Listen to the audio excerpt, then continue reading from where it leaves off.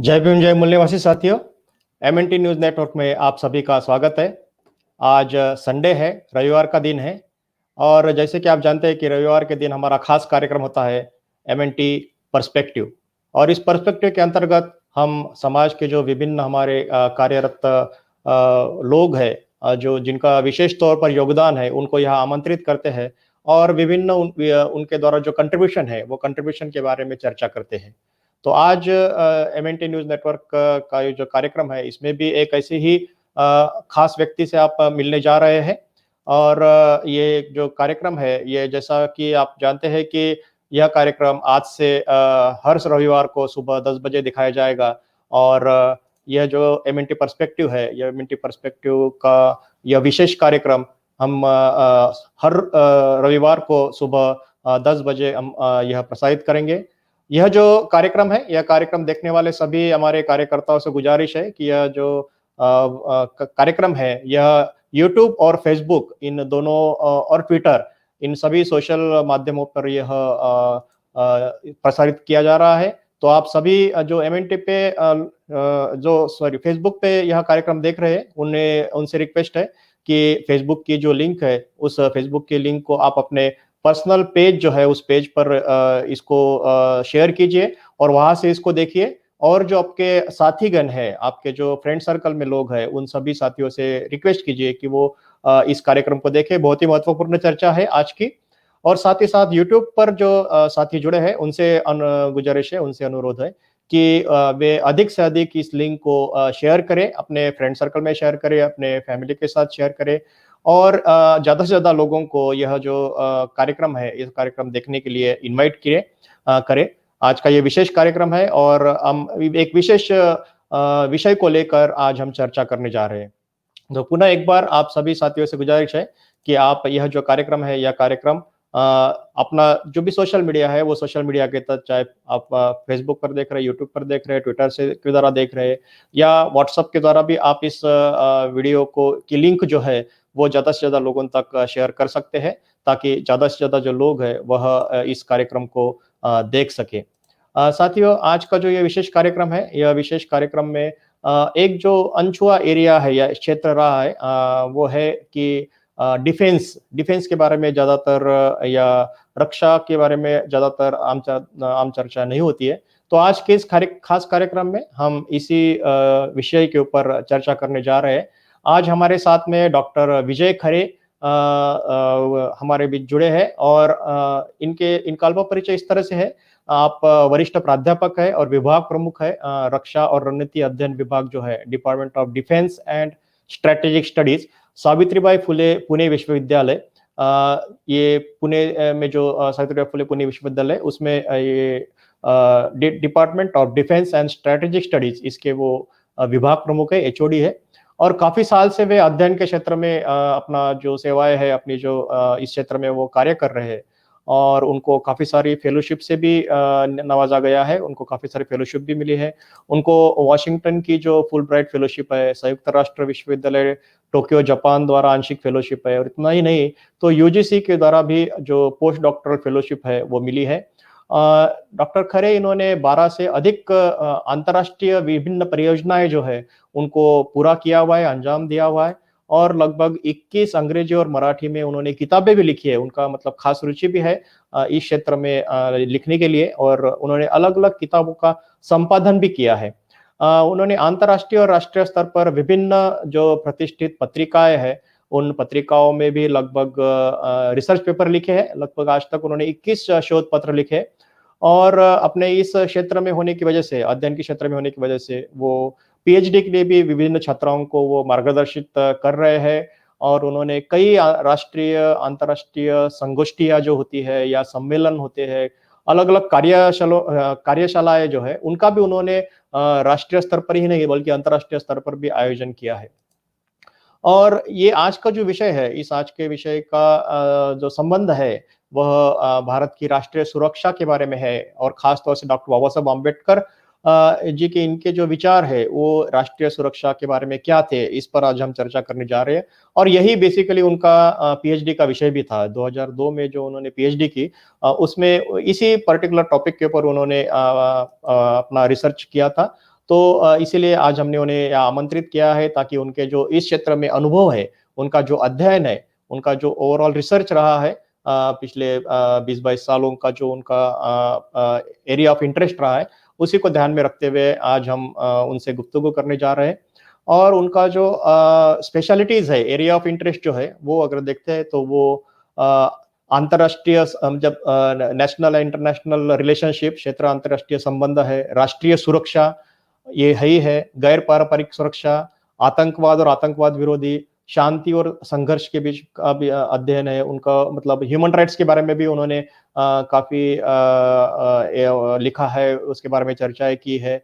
और higher education के बारे में भी उसका किस तरह से इंटरनेशनलाइज़ेशन किया जाए, इंटरनेशनल यूनिवर्सिटीज़ के साथ में किस तरह से संबंध बनाया जाए, उनका नेटवर्क का भारत के नेट यूनिवर्सिटीज़ के साथ में लिंकिंग करके, नेटवर्किंग करके यहाँ के जो स्टूडेंट्स हैं, उनको किस तरह से मार्गदर्शन करें। और इतना ही नहीं, तो अंतर्राष्ट्रीय स्तर पर जो अलग-अलग अध्ययन के क्षेत्र में जो स्टूडेंट्स हैं, उनको भी वो मार्गदर्शित कर रहे हैं। तो ज़्यादा देर न गँवाते हुए हम डॉक्टर विजय खरे इनको आमंत्रित करते हैं। अ, सर बहुत-बहुत स्वागत है आपका एमएनटी न्यूज़ नेटवर्क के इस खास कार्यक्रम में। जय भीम जय भीम जय भीम, जय मल्लार सर। सर आज का जो ये विशेष कार्यक्रम जय है भीम। जय भीम सर। आज का जो विशेष कार्यक्रम है एमएनटी पर्सपेक्टिव, इसमें आपका स्वागत है। और आज हम जिस विषय के ऊपर चर्चा करने जा रहे हैं वो है कि मतलब डॉक्टर बाबा साहब अम्बेडकर के जो राष्ट्रीय सुरक्षा के बारे में या डिफेंस के बारे में उनके अपने क्या विचार थे, इस विषय के ऊपर आज हम आपसे गुफ्तगू करने वाले हैं।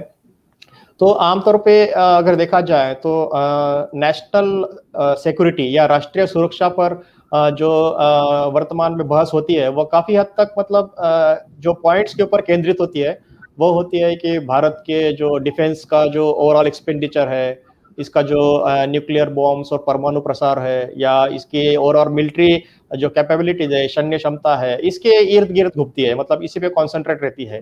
लेकिन वास्तव में क्या राष्ट्र की जो ये मौलिक मतलब ओवरऑल सुरक्षा जो है वो क्या सामाजिक विकास, खाद्य पोषण सुरक्षा या स्वास्थ्य सुरक्षा या जो बुनियादी शिक्षा सुरक्षा है, इन सारे पॉइंट्स के ऊपर भी या इन सारे पॉइंट्स के ऊपर भी केंद्रित होना चाहिए या नहीं होना चाहिए, ये सारे मतलब आज के जो विषय के केंद्र बिंदु रहेंगे।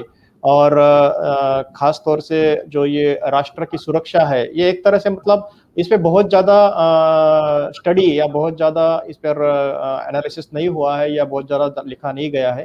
और इसी राष्ट्र की सुरक्षा को लेकर आज हम आपके बीच में डॉक्टर विजय खरे सर हमारे बीच में मौजूद है।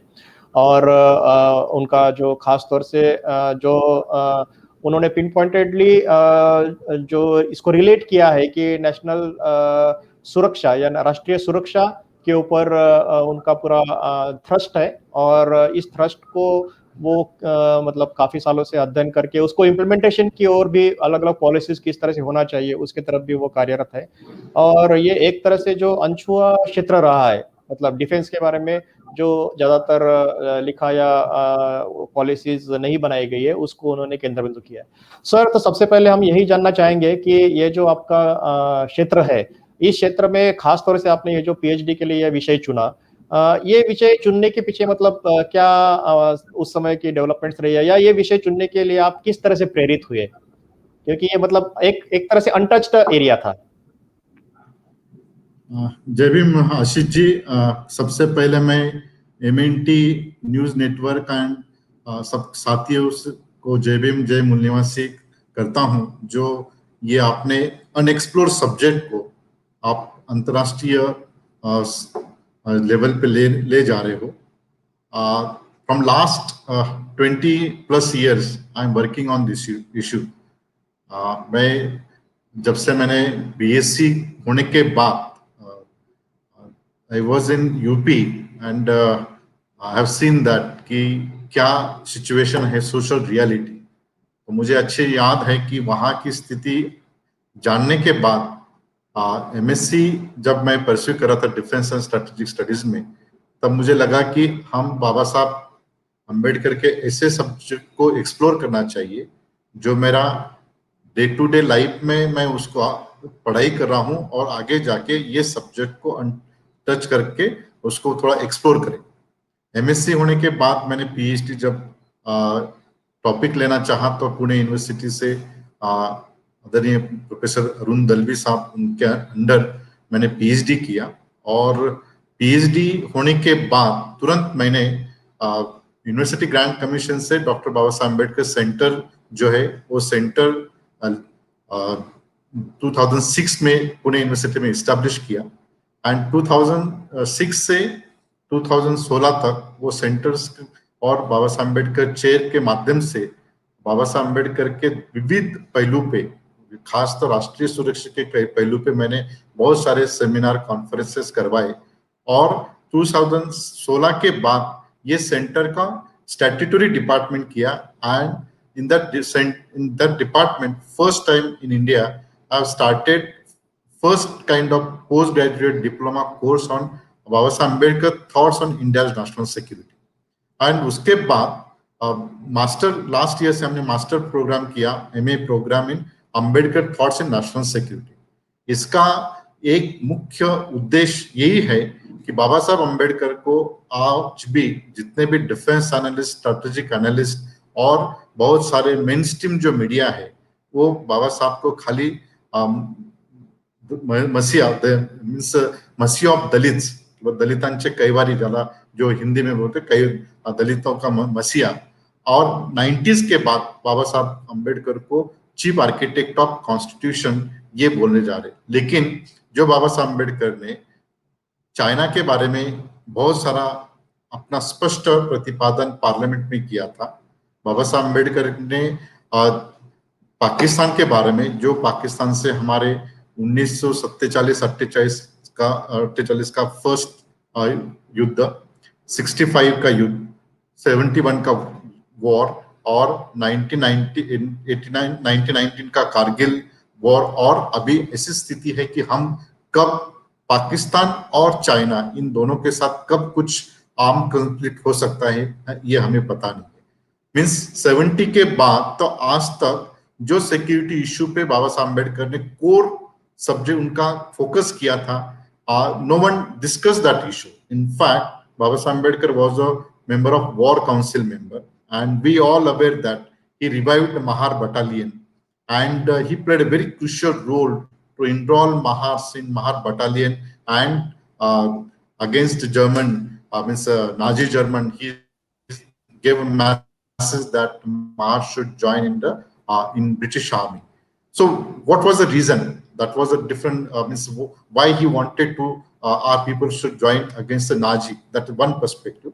सेकंड पर्सपेक्टिव, गए 70 साल में ये देश की जो यूनिटी एंड इंटीग्रिटी है, आप सभी जानते हो कि जो सेकंड वर्ल्ड वॉर के बाद जो कंट्री इंडिपेंडेंट हुए हैं उनकी स्थिति आज क्या है। आप हमारे साथ जो रीजनल स्टेट्स है, आप चाहिए पाकिस्तान को लीजिए, जो बुद्धिस्ट स्टेट, हम श्रीलंका के बारे में बात कर सकते हैं, नेपाल के बारे में बात सकते हैं, even in African state, what is their status and what is our status and why we are progressing as well as why we are maintaining a unity and integrity. तो हमारी राष्ट्रीय और एकता और अखंडता जो है, जो कंट्री रिलीजन्स के नाम से आ गया है उनका ही डिसइंटीग्रेट हो गया है। जहां हमारी कंट्री जो more than 6,000 caste, different religion, but still we are united. So what is the logic behind and what is the beauty of this diverse population? ये लोग यहाँ बोलते हैं, जब हम 70 years का सेलिब्रेशन करते हैं, 75 years का सेलिब्रेशन करेंगे, तब बोलेंगे लोग यहाँ के कि हमारी कल्चर बहुत अच्छा है, इसलिए हम इंडिया इज प्रोग्रेसिंग। बट मेरा कहना ये है कि culture is one component, but what is important, what Baba Saheb Ambedkar gave us a core values in Indian constitution for unity and integrity and security, that is very important. But unfortunately Baba Saheb, हम ये बात करते हैं बाबा साहब के बारे में कि chief architect of Indian constitution, but ऐसे कौन सी प्रोविजन है कि ये 70 साल होने के बाद भी, जहां आज भी 26% people they are staying below the poverty line, but we are also united. Kashmir से अंडमान निकोबार तक हमारे बहुत सारे डिफरेंसेस है, फिर भी हम एक यूनाइटेड है। यहाँ 4 युद्ध होने के बाद भी हम यूनाइटेड है। तो ये जो है, ये पर्सपेक्टिव जो है, ये बाबा साहब के एंगल से जब तक हम राष्ट्रीय सुरक्षा के मायने में हम समझते नहीं, तब तक उसको, और यही मैंने किया है काम जो गए 20 साल से मैं निरंतर काम कर रहा हूं।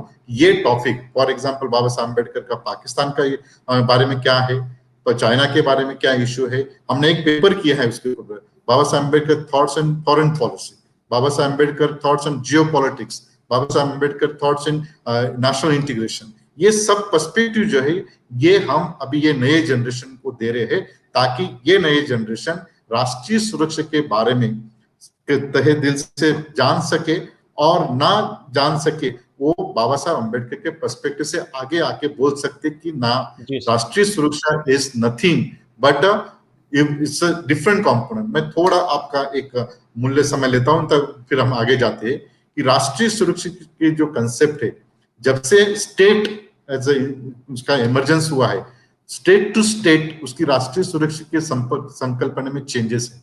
ऐसे नहीं कि हमारी राष्ट्रीय सुरक्षा और अमेरिका के राष्ट्रीय सुरक्षा में एक विचार तरीके के सिमिलरिटी है। पाकिस्तान की राष्ट्रीय सुरक्षा के कोर वैल्यूज, हमारे कोर वैल्यू डिफरेंस है।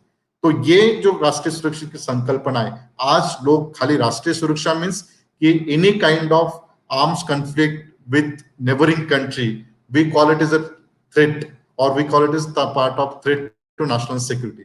मैं ऐसा जानता हूं कि नेशनल सिक्योरिटी के बारे में थोड़ा सा हम इवोल्यूशन ऑफ स्टेट से लेके आज तक जो कंसेप्ट इवोल्यूशन हुई है उसके बारे में थोड़ा जानना चाहिए। जब से स्टेट से पहले महायुद्ध तक स्टेट एक जो है बॉर्डर सिक्योरिटी के बारे में हम बहुत सारी बात करते थे। पहले महायुद्ध होने के बाद लीग ऑफ नेशंस की स्थापना हुई और कलेक्टिव सिक्योरिटी की संकल्पना आई। उसमें एक यानी कि सामूहिक सुरक्षा, आपकी सुरक्षा ही मेरी सुरक्षा है। लेकिन दूसरे महायुद्ध को रोक नहीं पाई League of Nation, and second world war होने के बाद अंतरराष्ट्रीय लेवल पे जब अमेरिका ने हिरोशिमा एंड नागासाकी के ऊपर एटॉमिक बॉम्ब ड्रॉप किया, उसके बाद लोगों को ऐसे लगा, जब पूरे विश्व को ऐसे लगा कि अब अभी जिसके पास आणविक शस्त्र है वही देश का वो देश अंतरराष्ट्रीय लेवल पे और अपने इंटरनेशनल लेवल पे that country can play important role. लेकिन आपको 9/11 के बाद, जैसे take example of United State of America, आज भी यूएस अगर चाहता है तो within of 40 minutes entire world will be collapsed by United States of America if while using a atomic weapons।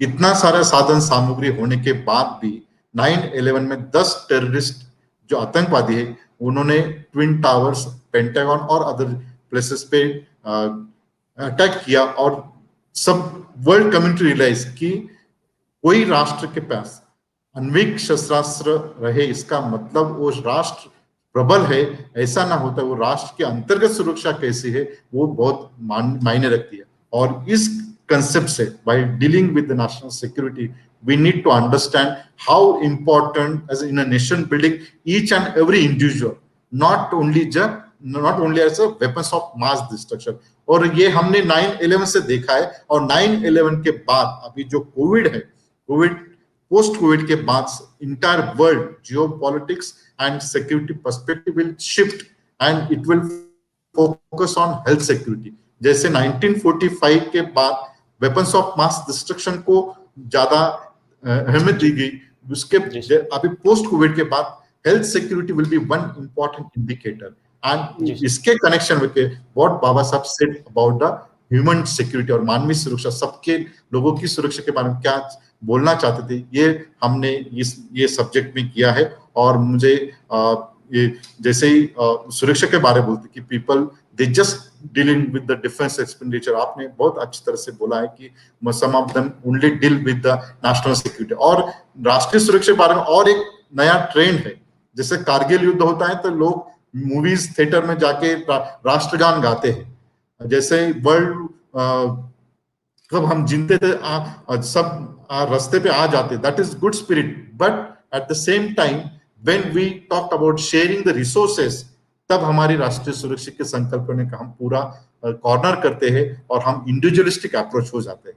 ये नहीं होना चाहिए। इसीलिए जो बाबा साहब ने कहा था वो that is very important, but that's not discussed in the periphery of national security, and we need to explore this area, and that is very important।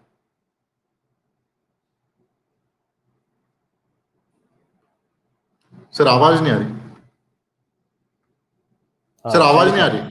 हाँ सॉरी सर, माइक म्यूट था। सर ये जो आमतौर पर ये जो concept है national defence security का या इंटरनेशनल सिक्योरिटी का, तो ये जो कंसेप्ट, इस कंसेप्ट के बारे में थोड़ा सा हम हमारे दर्शकों को स्पष्टीकरण चाहते हैं कि ये सुरक्षा का जो संबंध है, सुरक्षा का संबंध चाहे वो देश और अंतर्राष्ट्रीय स्तर पर जिस तरह से देखा जाता है, तो ये जो देश और अंतर्राष्ट्रीय स्तर पर जो सुरक्षा देखा जाता है, लेकिन दूसरी तरफ से हम लोग देखते हैं कि जो आम आदमी है, वो आम आदमी भी सुरक्षा के तहत, मतलब अपनी सुरक्षा के तहत, अपने परिवार की सुरक्षा के तहत मतलब एक केंद्र बिंदु होकर वो कार्य करता है।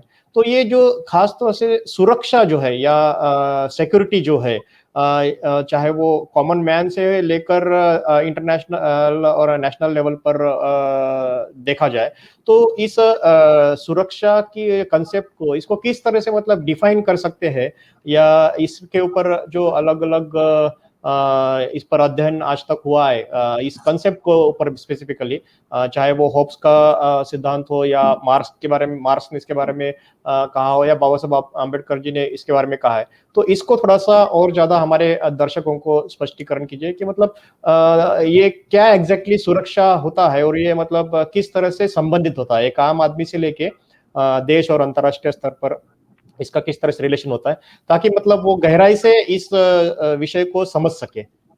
सर। सुरक्षा का मतलब मैंने जैसे बोला कि इवोल्यूशन ऑफ स्टेट से लेके आज तक डिफरेंट डिफरेंट है। हमारे देश की सुरक्षा की संकल्पना और पाकिस्तान की सुरक्षा की संकल्पना और अमेरिकी सुरक्षा की संकल्पना में बहुत सारा फर्क है। उसका एक इसमें हम इंडिकेटर में हम नहीं कर सकते हैं। For example US, when US treat it is a threat to national security, when any threat to their trade, they call it threat to national security. उनका जो व्यापार है, अगर उनका व्यापार कम हो रहा है, तो जैसे ही ट्रम्प साहब ने चाइना के अगेंस्ट नया न्यू कोल्ड वॉर किया है, they call it is a threat to their trade, that is called a threat to national security. जैसा पाकिस्तान है, any threat to their religious identity, they call it threat to national security. Bharat के बारे में बाबा साहब अंबेडकर जी ने जो हमें कंसेप्ट दिया है, there is core value of Indian constitution. जो हमारी राज्य घटना की जो कोर वैल्यूज है, उसमें हम फेडरलिज्म है, बंधुत्व फ्रैटर्निटी है, एकता है, अखंडता है, और एक सेंट्रल स्टेट रिलेशंस है। इनको अगर थ्रेट होती है तो हम बोलते हैं कि it is a threat to national security. So unity, integrity, security, federalism, then these are the core values, or any threat to any core values. For example, any threat from a external attack, we call it as a threat to national security. तो इसका मतलब यह है कि हमारी जो Indian constitution में security की संकल्पना बहुत स्पष्ट रूप से एक्सप्लेन किया है बाबा साहब अम्बेडकर जी ने, बट अनफॉर्चुनेटली उस तरीके से इंटरप्रिटेशन जो एक्सपर्ट्स है वो कर नहीं पाते हैं। वो खाली, मैं वही बोल रहा हूँ ना कि this is a political agenda of the political parties. Most of the time they use the national security issue for the political aim, and this is very wrong. Means from 71 war to till date, we have seen even 65 war or in first war with Pakistan, most of the political parties and present parties also, they use the some extent, they use their own interest while using a national security issue. So what I'm saying here, we need to understand what is the security. So security basically any threat to our core values of the constitution, जैसे कि हमारी बंधुत्व fraternity है, national integration है, और हम बात करते हैं कि हमारा जो सेंट्रल स्टेट रिलेशन है उनके बारे में कुछ क्राइसिस है, तो we must deal it is a threat to national security. तो ये हमें समझना बहुत जरूरी है। जी सर, बहुत-बहुत धन्यवाद। तो ये जो बेसिकली किसी भी राष्ट्र की सुरक्षा के बारे में या राष्ट्र निर्माण के बारे में अगर हम सोचते हैं, तो फॉर इंटीग्रेटिंग द नेशन और for development of any nation, various अलग-अलग तरह की पॉलिसीज़ बनती है, चाहे वो राष्ट्रीय एकता की पॉलिसी हो, उसका ओवरऑल इंटीग्रेशन की पॉलिसी हो, रीजनल लेवल पे, सोशल लेवल पे, इवन पॉलिटिकल जो इंटीग्रेशन है या एकता है, ये सभी क्षेत्रों में अलग-अलग तरह की नीतियाँ बनाई जाती है।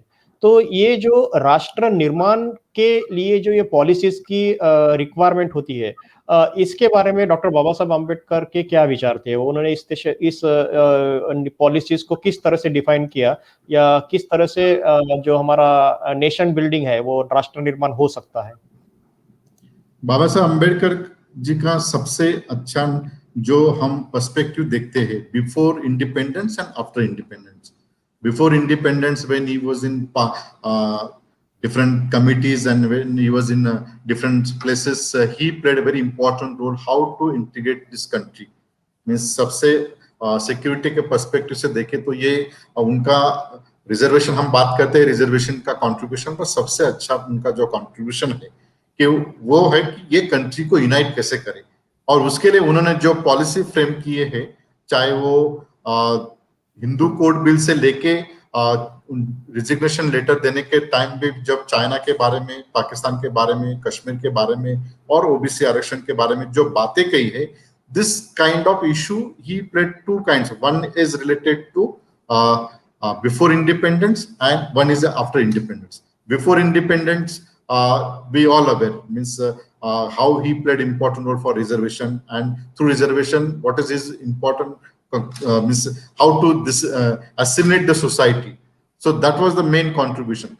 But apart from that, जो हम नेशन बिल्डिंग की बात करते हैं, कि nation building is not only one area where we just focus one area. It is a comprehensive structure.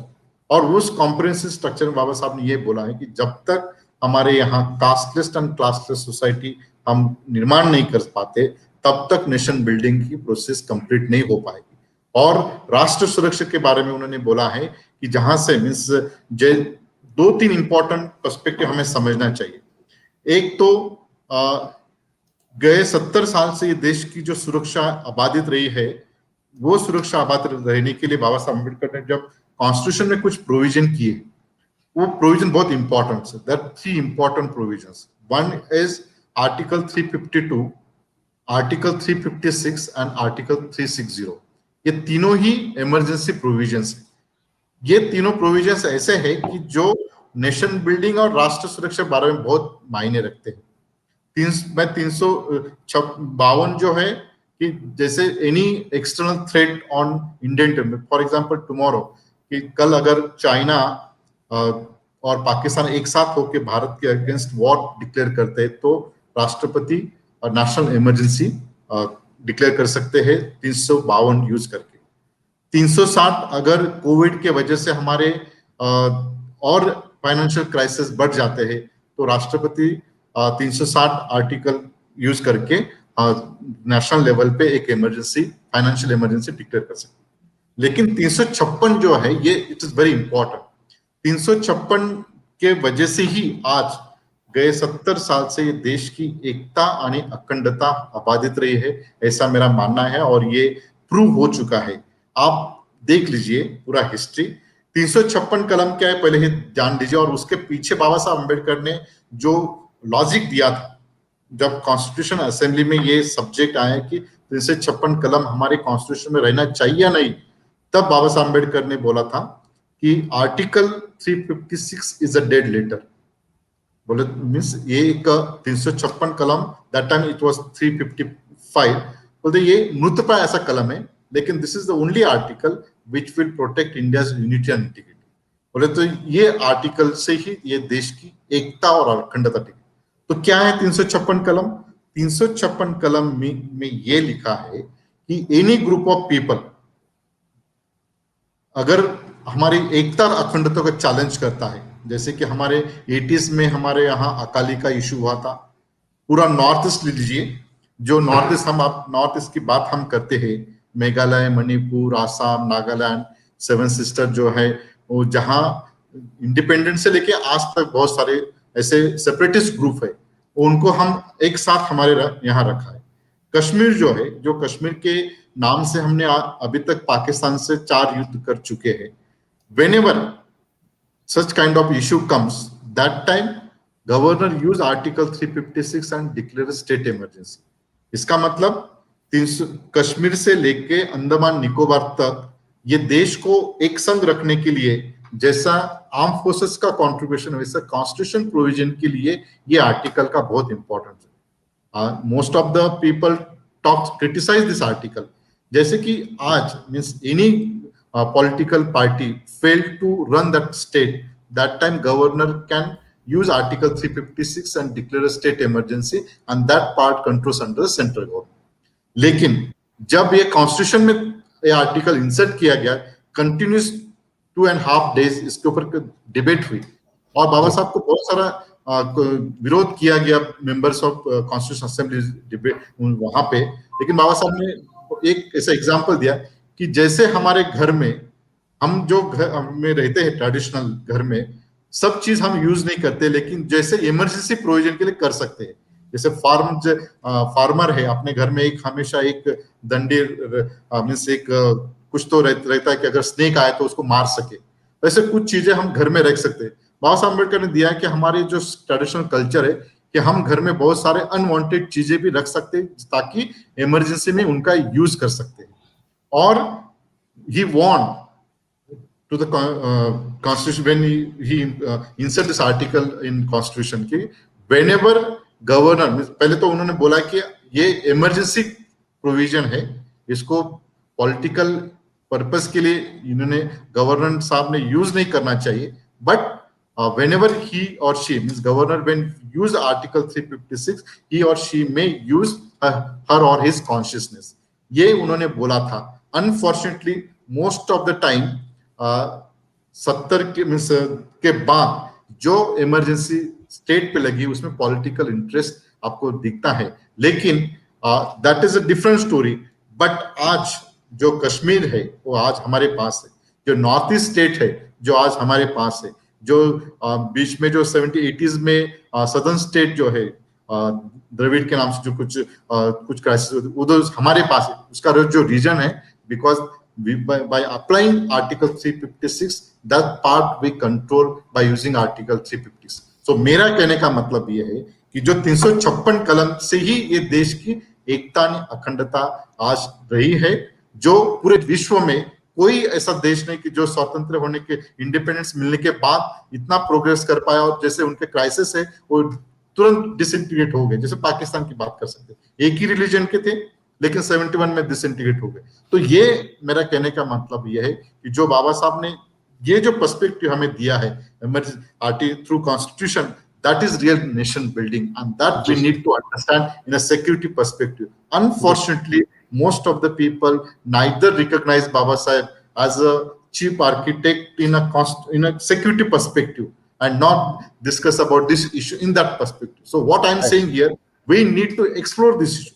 ये जो है इसी की वजह से आज ये हमारे देश की एकता, ना कि हमारे IT people they are working hard, culture अच्छा है, वहां से हम while sitting in US they are sending the different kind of religious, ये नहीं, this is not nation building, ये है। और ये बाबा साहब ने हमारे कॉन्स्टिट्यूशन में दिया है and we have to understand this, that's very important perspective जो ये 356।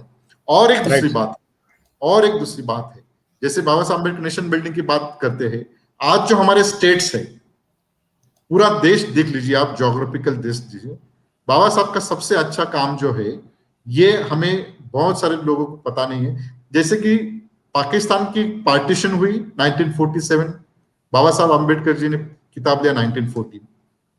ये भारत के में जो फजल अली कमीशन बैठे हैं उसके बाद वन स्टेट वन लैंग्वेज के फॉर्मूला से स्टेट इस्टेब्लिश किया है। जैसे कि मराठी लोगों के लिए महाराष्ट्र दिया गया, पंजाबी स्पीकिंग को पंजाब दिया गया, तमिल वालों तमिल स्पीकिंग को तमिलनाडु दिया गया। तो state was divided in the name the formula one language one state. Whereas Baba Saheb, ये मैंने बोला फजल अली कमीशन के सेटअप हुई थी 1956 में, स्टेट एस्टैब्लिश लेटर ऑन उसके बाद हुए। लेकिन बाबा साहब अम्बेडकर ने 48 में एक आर्टिकल लिखा, 52 में एक आर्टिकल लिखा, देन 55 में उन्होंने लिंग्विस्टिक स्टेट्स इन इंडिया, कि ये देश में जो कास्ट कॉम्बिनेशन है, आपको ये समझना चाहिए कि आज भी जैसे आप नॉर्थ साइड में जाते हो तो Jat and other community dominates. If you go to south side, Reddy and Iyer community dominates in politics as well in all fields. In Maharashtra, southern means most of the belt, we call it the Maratha dominance. So this is a dividation. What Baba Saheb Ambedkar जी को ये पता था कि अगर इस independence के बाद अगर ये देश का कॉन्सोलिडेशन ऐसा हुआ तो जो पावर कॉन्स्टिट्यूशन पावर जो डिसेंट्रलाइज वो नहीं हो पाएगी, वो कास्ट कॉम्पिटिशन ज्यादा प्रेशराइज करेंगे और हमारी जो schedule caste, schedule tribe, OBCs, notified tribe, वो तो खाली पॉलिटिकल पपेट हो जाएंगे. तो उनके हिसाब से उन्होंने फॉर्मूला दिया था, one language many state.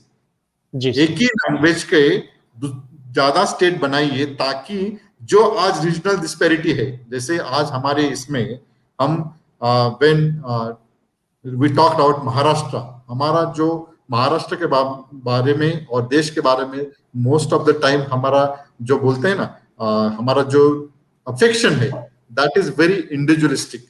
First हम जहां से बॉर्न होते वहां हमारा एफिनिटी होती है, उसके बाद taluka, district and state and then later देश. बाबा साहब ने ये बोला कि आप जो स्टेट्स है, स्टेट की ऐसी फॉर्मेशन कीजिए. और ये कब बोला था उन्होंने? 48 में, 52 में, 55 में, और उसके बाद 56 में establish of Fazal Ali commission, and उसके बाद स्टेट का establishment. And that's why from last 7 decades we have seen that one group of caste is dominate most of the state, and as per their convenience each and everything is happening.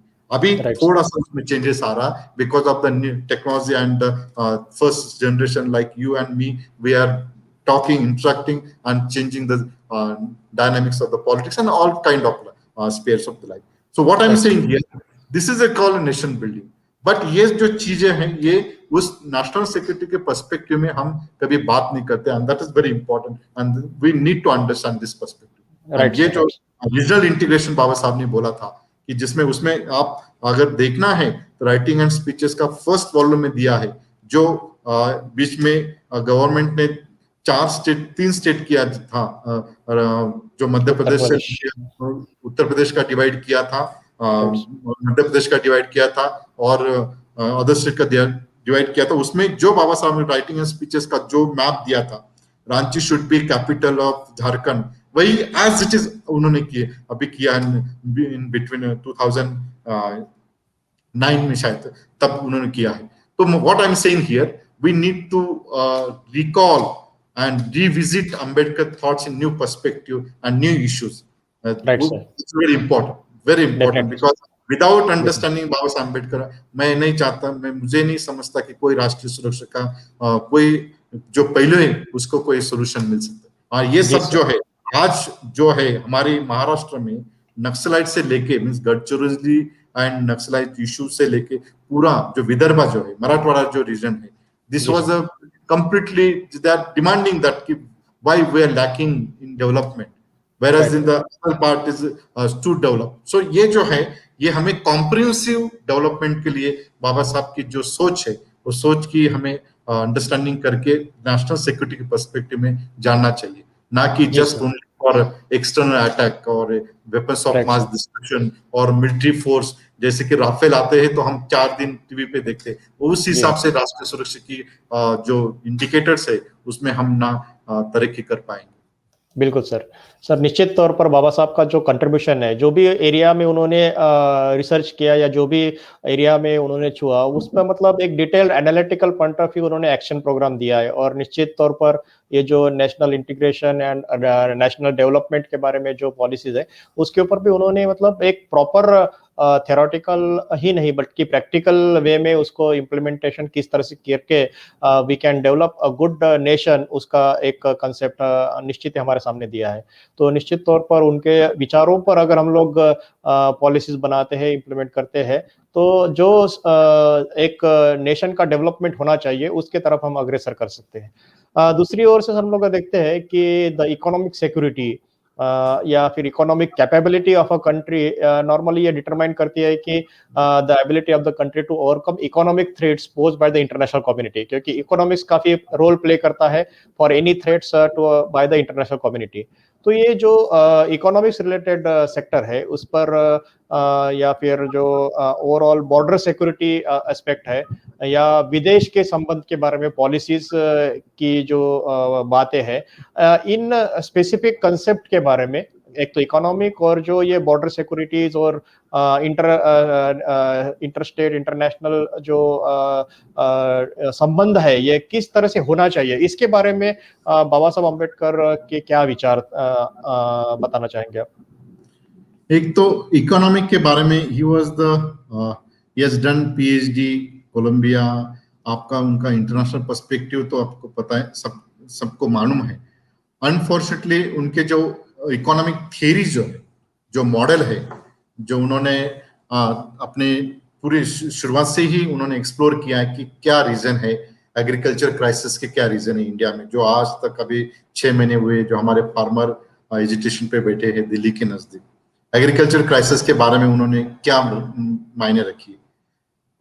Economic theory जो development model उन्होंने दिया है, वो that development model already he is stipulated in Indian constitution. इन्होंने बहुत सारा framework अच्छा सा दिया है कि एजुकेशन से लेके एग्रीकल्चर, और जो हमारे 3 लिस्ट कॉन्स्टिट्यूशन में है, एक है central list, state list and concurrent list, और उन्होंने स्टेट सोशलिज्म का कंसेप्ट उसमें दिया है कि state has to each state has to focused on education, overall development, health, and he expected that state could do in a better way, directive principle में दिया है।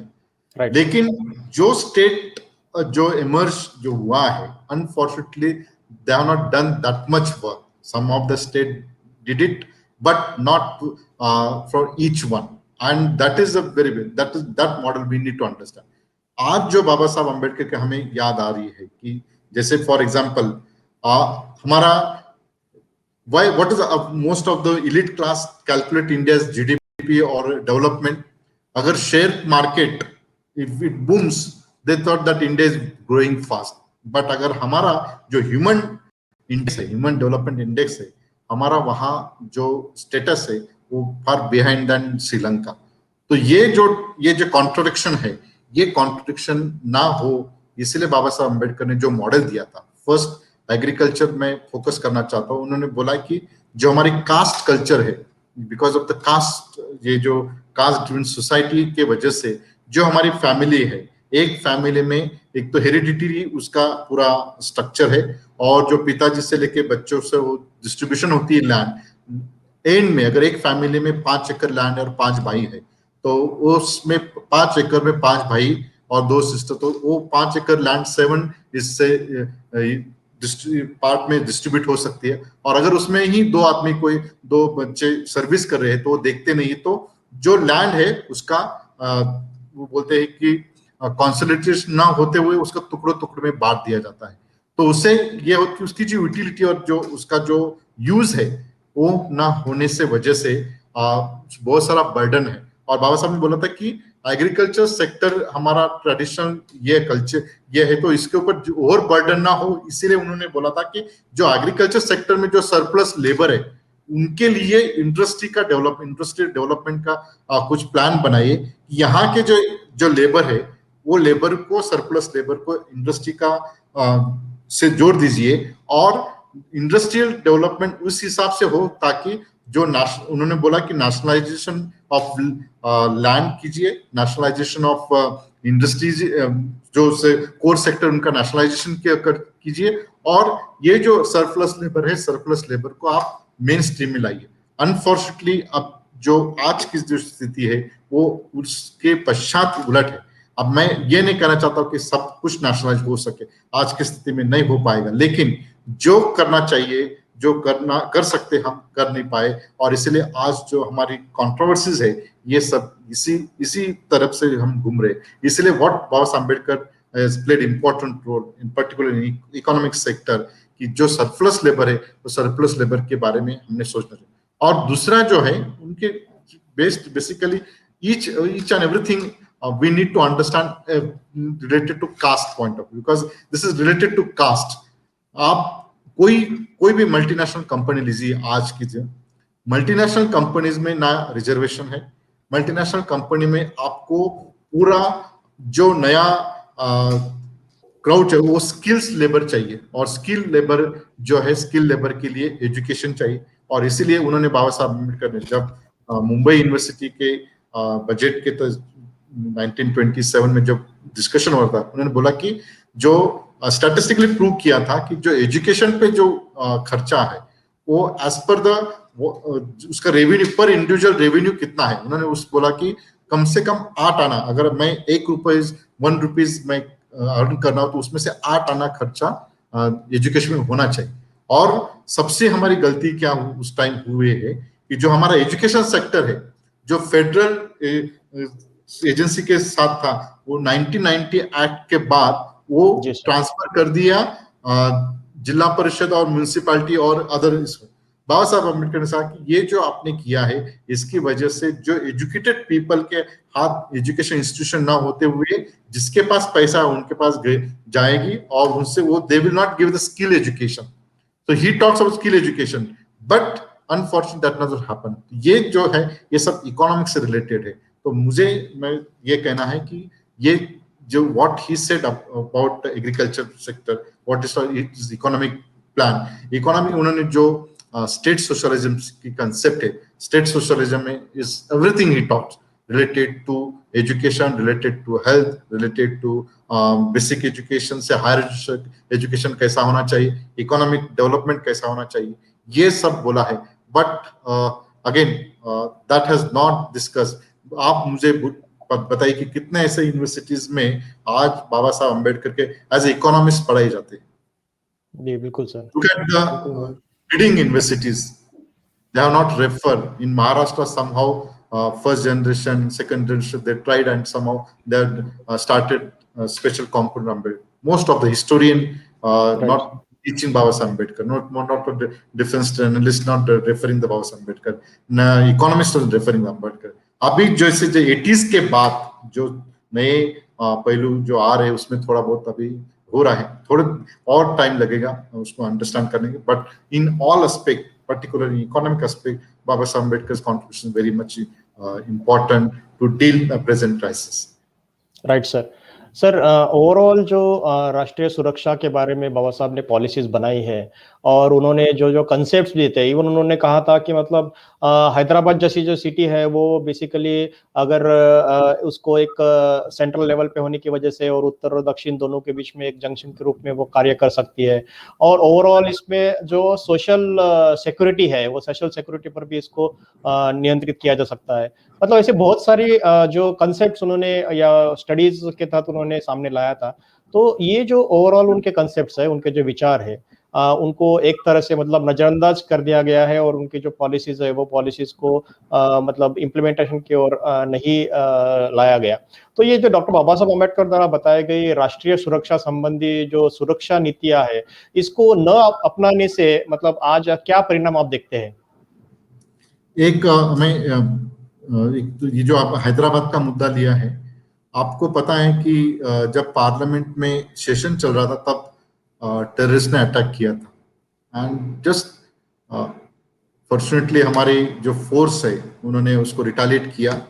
अगर वो पार्लियामेंट में अटैक अगर हो सक्सेस हो जाता तो हमारा जो टेम्पल ऑफ डेमोक्रेसी है पूरा कोलैप्स हो जाता था। इन कॉन्टेक्स्ट इसके बारे में बाबा साहब अम्बेडकर ने Hyderabad should B A second capital ये उन्होंने सजेस्ट किया था, और 2 रीजन दिए थे why Hyderabad should B A second capital. एक तो उन्होंने हिस्टोरिकली पूरा देखा था कि जितने पे भारत पे अटैक हुए वो नॉर्थ साइड से, खैबर जो खिंड है उस साइड से हुए हैं, और Delhi is a vulnerable place where it's not protect. और दूसरा है रीजन दिया था कि उत्तर और दक्षिण के जो डिस्पेरिटी है, आप 80s के जो आप देखते हो क्राइसिस दक्षिण विरुद्ध उत्तर, इवन जब पी चिदम्बरम साहब जब पार्लियामेंट में अपने ट्रेडिशनल ड्रेस से जब बजट प्रेजेंट करते थे तब भी उनके ऊपर उनके ड्रेस के ऊपर कमेंट करते थे नॉर्थ साइड के लोग in parliament, this is recordable. तो बाबा साहब ने बोला था कि ये जो दक्षिण और उत्तर उनका जो ट्रेडिशनल रिलीजियस कल्चर जो डिस्पेरिटी है उनको अगर हम कनेक्ट कर सकते तो उसमें के लिए उन्होंने एक रीजन बोला था कि make it Hyderabad should be a second capital. पहला उन्होंने ही explore Mumbai should be a second capital, but हमारे time that time our navy was not that much capable, so he said कि इट इज ओनली आइलैंड हो जाएगा। उन्होंने बोला कि जैसे सिंगापुर सिटी स्टेट है वैसा Mumbai would be a Singapore state. तो उन्होंने बोला कि Hyderabad should be a second capital, and उनको दो रीजन दिया है। एक तो दक्षिण के लोगों को लगेगा कि Hyderabad capital is nearby us, and उत्तर को लोगों को लगेगा कि capital also be in central. तो स्ट्रेटेजिकली टू रीजन दिया था, एक तो administrative point of view and security point of view. और अभी जो नेशनल कैपिटल पे जो विस्टा का जो प्रोजेक्ट है, probably after 10 years, after 20 years, probably you need a second capital, and you write my word that probably again we will back Baba Ambedkar vision, and we may set up a second capital in another part, not exactly Hyderabad, but in other part in the south side, and we can connect to each other, and we can link that gap or fill that gap while setting up a second capital. Take an example in Maharashtra. Maharashtra में जो हमारे Nagpur is the second capital. What was the reason?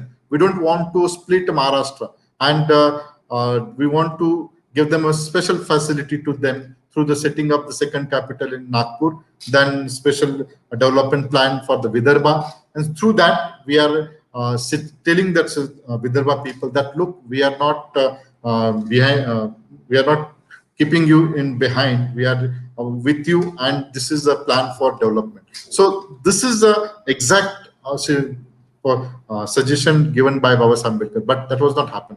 So this is very important point you have raised, that the second capital, but after 10 years 20 years you need a second capital. Take example in US, means US का जो pentagon है, US Congress है, and other office उसका पूरा under connect link है। Means वहाँ के जो president, secretary of state and other 2-3 means जो पॉलिसी मेकर्स है, they will survive even if someone drop an atomic bomb.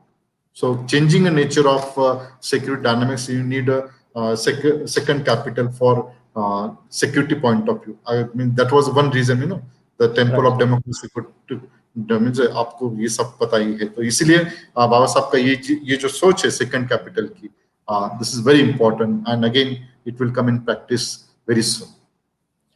हाँ सर, मेरा दूसरा ये था कि ये जो जितने भी पॉलिसीज उन्होंने राष्ट्रीय सुरक्षा को लेकर बाबा साहब ने बताई है, तो उनकी जो ओवरऑल पॉलिसीज है उसको एक तरह से नजरअंदाज कर दिया गया है। तो आपके दृष्टि से आप मतलब उसका जो परिणाम है वो परिणाम क्या देखते हैं? आपका जो ओवरऑल अध्ययन है पिछले 20-22 साल से इस पर्टिकुलर एस्पेक्ट को लेकर, तो आप किस तरह का परिणाम देखते हैं? मतलब क्या डेवलप, अगर बाबा साहब की पॉलिसीज सही तौर पर गवर्नमेंट, चाहे वो स्टेट गवर्नमेंट हो चाहे वो सेंट्रल गवर्नमेंट है, उनके द्वारा अगर अपनाई जाती तो आज क्या डेवलपमेंट आप देखते हैं?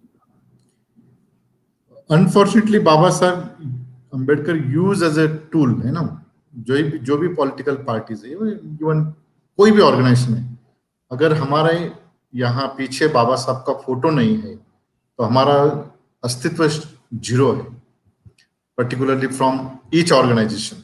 हाँ, वेदर हो लेबर का हो, टीचर का हो, पॉलिटिकल पार्टीज हो, हमें जो जो जो मिलता है एक नेशनल लेवल स्टेट लेवल का जो मिलता है, वो because of that A photo behind it means he his photo itself showing us that how he is important.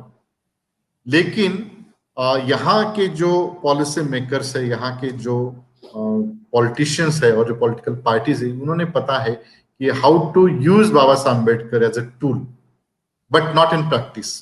जैसे फॉर एग्जांपल कॉन्स्टिट्यूशन में जो बाबा साहब ने बोला था कि November before handing over the constitution, he made a very important speech in constitution assembly. That speech is very famous, 26 November का जो है। वो बोलता कि हम अभी एक इसमें जा रहे हैं कि वहां द्वंद्व है, एक तो हमें 1 वोट 1 वैल्यू 1 सिटीजन से हमें पॉलिटिकल इंडिपेंडेंस मिल रहा है, लेकिन जब तक हमें एक पॉलिटिकल इंडिपेंडेंस के साथ इकोनॉमिक इक्वालिटी हम क्रिएट नहीं कर पाते, तब तक हम अपने देश को अच्छी तरह से हम नहीं कर सकते।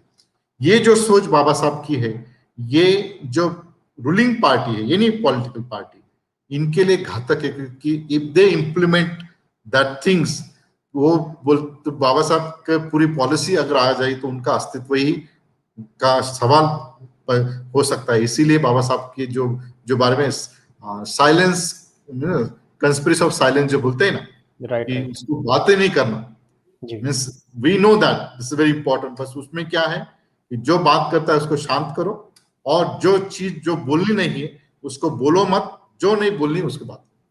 तो जी ये हमें जो नया सेकंड जनरेशन जो है उन्होंने समझना बहुत जरूरी है। और इसीलिए कंस्पिरेसी ऑफ साइलेंस, ये जो सो कॉल मीडिया है, जी चाहे कोई हो, लेफ्ट हो, राइट हो, सेंट्रलिस्ट हो, they are not recognized that much Ambedkar, and that is a problem for the nation building, and that is right our duty to how, because we should come forward and we should give it all kind of solution what Baba Sahib said, and right sir this is available to us। Correct but इसके लिए जैसे आपके अभी जैसे MNT news के माध्यम से जैसे हम चला रहे हैं, उसके लिए हमने बहुत सारी कोशिश, जब तक हम करेंगे नहीं, जब तक हम बात करेंगे नहीं, जब तक हमारा इंटरेक्शन बढ़ेगा नहीं, तब तक राइट हम जो तक का जो आखिरी पर्सन है उसको तब तक हम पहुंच नहीं पाएंगे। इसीलिए जी सर बाबा साहब अम्बेडकर के जो है ना, मीन्स सब मायने में हमने देखना चाहिए, जो राइट पॉलिटिकल मूवमेंट है, सोशल मूवमेंट है, जो भी है उस हिसाब से हमें देखना बहुत जरूरी है। बिल्कुल सर, बिल्कुल। बहुत-बहुत धन्यवाद सर। हम ऑलमोस्ट कार्यक्रम के अंत तक भी आ गए हैं और पता ही नहीं चला कि मतलब जब ये इतना बड़ा और व्याप्त ये एरिया है कि इसके ऊपर 1 घंटे में पूरी बात रखना, पूरी जानकारी रखना शायद संभव आशीष नहीं जी, है। एक छोटा सा, आशीष जी एक छोटा यस सा सर। उनके चाइना के बारे में और पाकिस्तान के बारे में क्या राय, मैं जी 2 सर। मिनट में खत्म करता हूँ, because sure that is sir, related. No problem. China के बारे में बाबा साहब अम्बेडकर ने 54 में पार्लियामेंट में बहुत सारा अच्छा सा स्टेटमेंट दिया था कि जो आज जैसे गलवान हुआ, पहले डोकलाम हुआ, उसके बाद गलवान हुआ, उसके बाद आपको सब लोगों को पता ही है, और हम अभी इंडो पैसिफिक की बात कर रहे हैं, where United State of America, Bharat, Australia and Japan, ये 4 लोग अभी नेवल रेस कर रहे हैं। तो चाइना का जो पर्सपेक्टिव बाबा साहब ने जो बोला था कि जैसे फॉरेन पॉलिसी में what is important strategic culture, not a individual person. और स्ट्रेटेजिक कल्चर जो है उसमें बाबा साहब ने बोला था कि ज्योग्राफी इज वेरी इंपॉर्टेंट। आप जैसे ही आपके नेबरिंग कंट्री के साथ या किसी के साथ आप जब रिलेशन एस्टेब्लिश करते हो तो ज्योग्राफी को नजरअंदाज नहीं कर सकते। That was his solution, and when he said that he criticized Hindi Chini Bhai and Panchashila agreement where he made it his own, उन्होंने सोच लिया था कि अभी मुझे बुद्धिज्म में जाना है, तब भी उन्होंने पंचशील जो करार था उस पर अपोज किया था। और चाइना के बारे में उन्होंने बोला कि Mao himself is not understanding what is Panchashil, and that we should not have it a Panchashil agreement. And then later on आपको सबको पता है कि because of that what happened, and we all aware that. Right right 1940 में जो किताब लिखा है उन्होंने बहुत अच्छा सा उनमें लिखा है, we need to read each one, that वो किताब उन्होंने देखी कि जो मुस्लिम है, मुस्लिम हिंदू मुस्लिम है, ये कोई just not a crisis of land, जो हम अभी कारगिल और अदर पार्ट है ना, it's not only crisis of land, it is a crisis of क्या बोलते हैं, मेजॉरिटी वर्सेस माइनॉरिटी। राइट और आज जो हमारे राष्ट्र में जो हो रहा है, मेजॉरिटी के नाम से जो माइनॉरिटी पे, द एग्जैक्ट वर्ड बाबा साहब बोलता है, it is not a crisis versus majority minority, this is not a crisis of land, it is a crisis of majority versus minority। and ये majority versus minority का जब तक हम resolve नहीं कर सकते तब तक पाकिस्तान का जो प्रश्न है ये खत्म नहीं होता। अनफॉर्चुनेटली वो हुआ नहीं। एंड आज जब भी हो, मीन्स आप देखिए कि whenever you use as religion as a tool majority of people they use Right. religion, आपको पता है. So this is Right, the sir. crisis, and which is very important to understand. So ये इनकी foreign policy, इनकी बाबा Saheb Ambedkar thoughts related to China, Baba Saheb Ambedkar thoughts related to Pakistan, Baba Saheb Ambedkar thoughts related to Tibet, then उनका जो ये था sewage canal, ये सब चीजें जो है ये अनएक्सप्लोर है. हम सुरक्षा के मायने में हमें एक्सप्लोर करना चाहिए, ये बहुत इंपॉर्टेंट है. राइट सर, राइट सर, बहुत ही इम्पोर्टेंट बात आपने कही है. और ये जो जितने भी मतलब अनटच्ड एरियाज है और जिसके ऊपर भी मतलब बहुत ज़्यादा सोशल मीडिया के ऊपर या ओवरऑल मीडिया ने इस चीज़ों को नहीं उठाया है, उसके ऊपर निश्चित ही ब्रेनस्टॉर्मिंग करने की और उनके जो थॉट्स है वो थॉट्स को आगे लेके जाने की ज़रूरत है. और इसके लिए हम एमएनटी न्यूज़ नेटवर्क के माध्यम से यह प्रयास करेंगे आपके द्वारा कि उनके जो ये अनछुए जो एरियाज है या उनके जो थॉट्स है उनको ज़्यादा दर्शकों तक हम पहुँचाने की कोशिश करेंगे. अलग-अलग कार्यक्रमों के माध्यम से, अलग-अलग सेशंस के माध्यम से हम आपसे संपर्क करेंगे और इसको और ज़्यादा दर्शकों के हमारे मतलब बेसिकली जो मूल निवासी बहुजन समाज है, जो एससी, ओबीसी संबंधित सारा जो मास है, उस मास को उनके जो आइडियाज़ है, उसके आइडियाज़ के तहत हम लेके जाने की कोशिश करेंगे, ताकि जो नई जनरेशन है और आने वाली जनरेशंस है, एटलीस्ट वो मतलब इस कंसेप्ट के ऊपर, इस आइडियाज़ के ऊपर क्लैरिटी उनमें आए और वो इन पॉलिसीज को इम्प्लीमेंटेशन की ओर लेके जाने की कोशिश करे. क्योंकि हो सकता है कि कल चल के एडमिनिस्ट्रेशन में काफ़ी सारी नई जनरेशन हमारे थॉट्स की आए या पॉलिटिकल लेवल पे हमारे आइडियाज़ के ऊपर थॉट्स रखने वाले लोग अगर पॉलिसी इम्प्लीमेंटेशन में या बनाने में आते हैं, तो निश्चित तौर पर उनके लिए ये बेस बनेगा. तो हम आशा करेंगे आपसे कि आप आगे भी जो आपका समय है वो समय इन विभिन्न विषयों को ज़्यादा लोगों तक लेके जाने के लिए मिलेगा, यह आशा करते हैं. और सर अभी चूंकि समय हो चुका है, तो आज के इस पर्टिकुलर विषय पे और जिस तरह से मतलब आप पिछले 20-22 साल से इस पर्टिकुलर क्षेत्र में अध्ययन कर रहे हैं, कार्य कर रहे हैं और अलग-अलग तरीके से इसको राष्ट्रीय और अंतर्राष्ट्रीय स्तर पर एस्टैब्लिश करने की कोशिश कर रहे हैं आपके माध्यम से. और आपने सावित्रीबाई फुले यूनिवर्सिटी को भी इसको केंद्र बिंदु बनाकर एक अलग तरह का मतलब न्यूक्लियर फोर्स वहाँ पे तैयार कर रहे हो. और इस पर्टिकुलर जो क्षेत्र है, खासतौर से डिफेंस का जो क्षेत्र है, उसमें बहुत ज़्यादा कार्य करने के बारे में आप सोच रहे हैं. तो आज के इस विषय को लेके और आप आज तक के जो आपका ओवरऑल ये सफ़र है, उस सफ़र को लेके आप हमारे दर्शकों को एक अंतिम संदेश क्या देना चाहेंगे कि किस तरह से उन्होंने इस क्षेत्र को देखना चाहिए या किस तरह से उन्होंने कार्य करना चाहिए? सर. सबसे अच्छा अभी पोस्ट कोविड जो चैलेंजेस है, पोस्ट कोविड चैलेंजेस में हमारे जो इश्यूज है, स्किल्स जो पॉपुलेशन है पूरा पोस्ट कोविड में पूरा डिवाइड हो जाएगा वर्ल्ड. उसमें skill labour versus unskilled labour, और जो हमारे अनस्किल लेबर है, जो अनस्किल जो लोग हैं, उन्होंने while using artificial intelligence, data analytics, new changes in social media, ये सब माध्यम से जुड़ के नए तरफ से हमें इन्वॉल्व होके नया मूवमेंट चलाना पड़ेगा. अभी जो ट्रेडिशनल हमारी जो दलित पैंथर जैसे मूवमेंट आज के समय में हम उस मूवमेंट को आगे विचारधारा ले जा सकते, लेकिन जो लड़ने की शक्ति उस तरफ से हम लड़ नहीं पाएंगे. तो मैं ये कहना चाहता हूं कि बाबा साहब अम्बेडकर जी का जो हमें पूरा दिया हुआ ज्ञान सामग्री है, उसको पढ़ के जो प्रेजेंट नया ग्लोब जो पावर पॉलिटिक्स है, ग्लोबल से लेकर राष्ट्र के इस लेवल तक, उसको लाने के लिए ये जो नए एवेन्यूज हमें उपलब्ध है, उसको हम अगर ठीक से करें तो हम अच्छी तरह से कनेक्ट हो पाएंगे. In fact without connecting to each other everyday meeting, if we connect to each other through the visual, through this kind of media or other tools, definitely we can transform the society, not only through just delivering the lecture but in practice. So one person like me, if I am spending develop one department for more than 20 plus years on same line, it means each one can do wonder in their own field. अगर उसको खाली एक साथ हम connect करके करेंगे, तो मुझे लगता है कि बाबा साहब अम्बेडकर का जो विजन है, शिखा संगठित व संघर्ष करा, that means educate, agitate and organise, जो ये जो का संदेश है, is not only for our people, but everyone, जो Right. victim not from India but abroad also. So Right. that we can change. But it is this is it will take time, but we need to connect to the new technology. जस sir, बहुत बहुत धन्यवाद sir.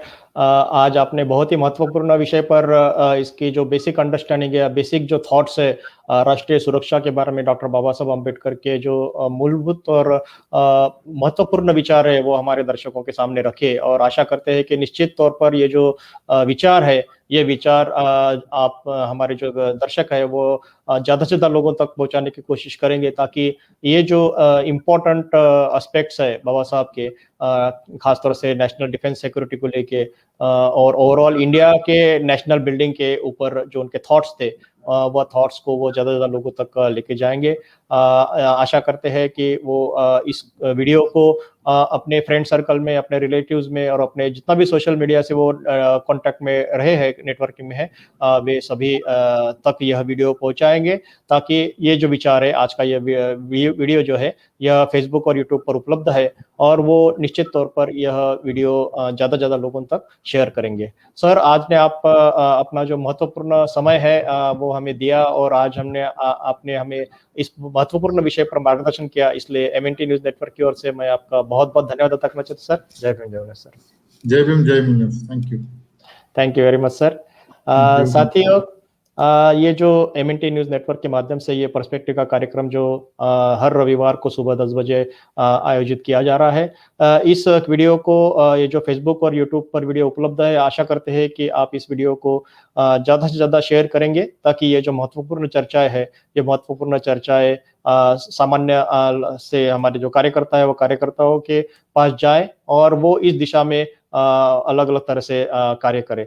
साथ ही साथ में जिस तरह से मतलब एमएनटी न्यूज़ नेटवर्क जो कार्य कर रहा है पिछले 1.5 साल से, उस कार्य के तहत आप सभी अगर दर्शकों को अगर लगता है कि एमएनटी न्यूज़ नेटवर्क की ये जो पहल है, यह पहल निश्चित तौर पर यह पहल सराहनीय है, और इसको और साथ और सहयोग देने की ज़रूरत है, तो आप निश्चित तौर पर आपके माध्यम से आप जितना भी चाहे वह आर्थिक दान आप दे सकते हैं, डोनेशन दे सकते हैं।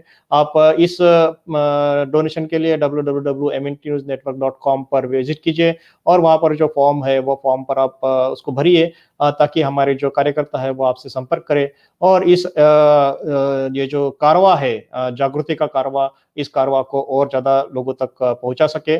साथ ही साथ एक और अनाउंसमेंट है साथियों कि जो हमारा साउथ इंडिया का जो मूवमेंट है, वो साउथ इंडिया के मूवमेंट को ध्यान में रखते हुए हमने आज से ही, आज शाम 8:30 बजे अंग्रेजी में पैनल डिस्कशंस आयोजित किया है। तो ये हर संडे को, हर रविवार को रात 8:30 बजे अंग्रेजी में यह कार्यक्रम होगा। तो निश्चित तौर पर आज आप 8:30 बजे हमारे साथ में इस English news network English panel discussion में जुड़ेंगे, और ये जो हमारे साउथ इंडिया के जो कार्यकर्ता है खास तौर से, और इंटरनेशनल लेवल पे भी जो कार्यकर्ता है, जो फुले अम्बेडकरी मिशन से संबंधित रखते हैं, उन सभी तक यह इन्फॉर्मेशन, यह जानकारी पहुंचाने का कार्य करेंगे।